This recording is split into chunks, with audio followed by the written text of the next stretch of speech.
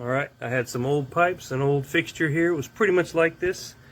But the old fixture did not swivel like this. It was like a fixed spout. And this one went in really easily. These nuts come up and off, and these are what attach to the pipe.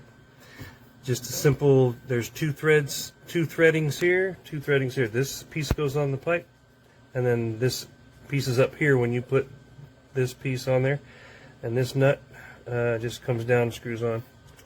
So super easy to put on there. Probably the biggest trick for everyone is getting the old one off in an old house like this one anyway. And the knobs are you know, nice and smooth, and everything on it works great. That's it. Looks good.